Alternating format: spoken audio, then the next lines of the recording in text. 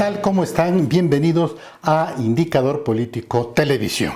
Y también bienvenidos, desde luego, a su programa, La Agenda Política de Carlos Ramírez, todavía semanal, pronto será 3 veces a la semana, de acuerdo pues a los ritmos que podamos nosotros cubrir para atender a sus preocupaciones. El tema de la semana, bueno, es obvio, es evidente, la fuga de Joaquín El Chapo Guzmán del penal de alta seguridad del Altiplano, una fuga espectacular, pero además con un enorme dispendio de recursos para la construcción de un túnel. Ya los medios de comunicación escritos y desde luego las redes sociales se han encargado no solo de ir profundizando hipótesis respecto a esta fuga, sino desde luego también de criticar y de divertirse, como debe de ser, con los famosos memes respecto a esta fuga del Chapo Guzmán. Lo que yo creo que aquí subrayar es un poco qué está ocurriendo con los cárteles del crimen organizado y sobre todo de los cárteles del narcotráfico.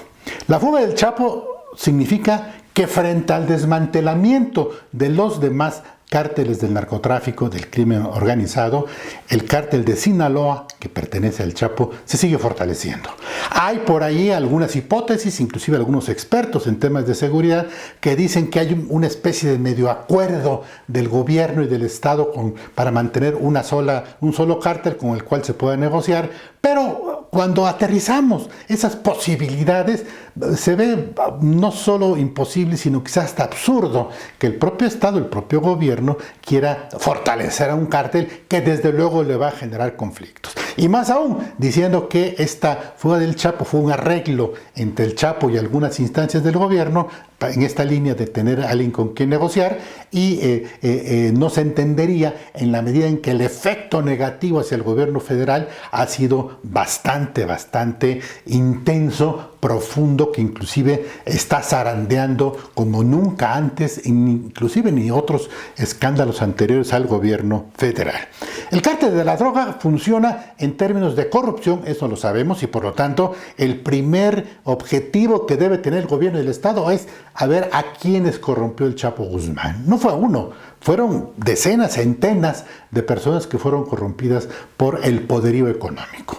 El otro punto es que ya se establece el criterio de que el cártel de Sinaloa es el de los más fuertes y por lo tanto al que hay que combatir.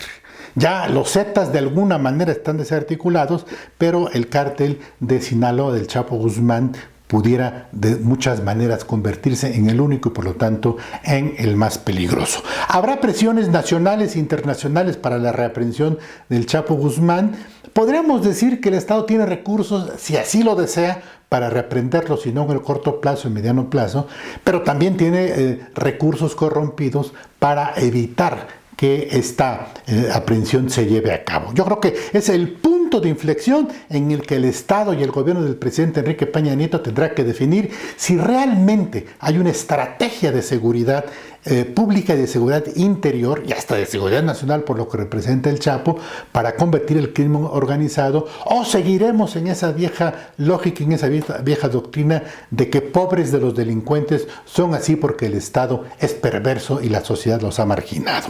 Necesitamos llegar ya a la definición de una política criminal que castigue a los delincuentes y que no les dé beneficios, como ocurrió con el Chapo Guzmán. Hay que recordar hace 2 o 3 meses, toda la élite de los delincuentes de alta peligrosidad que estaban en el penal del Altiplano enviaron una carta a la Comisión de Derechos Humanos para decir que sus derechos humanos habían sido violados. Y ahí hay que seguir esa pista porque la Comisión de Derechos Humanos permitió el relajamiento, la disciplina que aprovechó el Chapo para escaparse.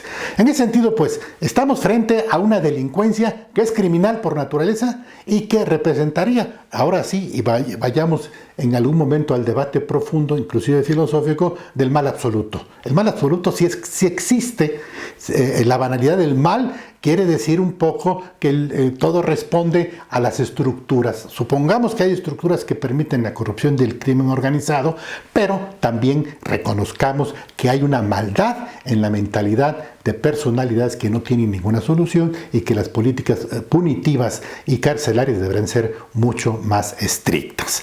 En ese sentido, pues hay mucho todavía que discutir. Por lo pronto, quiero subrayar aquí 2 temas, dejárselos un poco de tarea.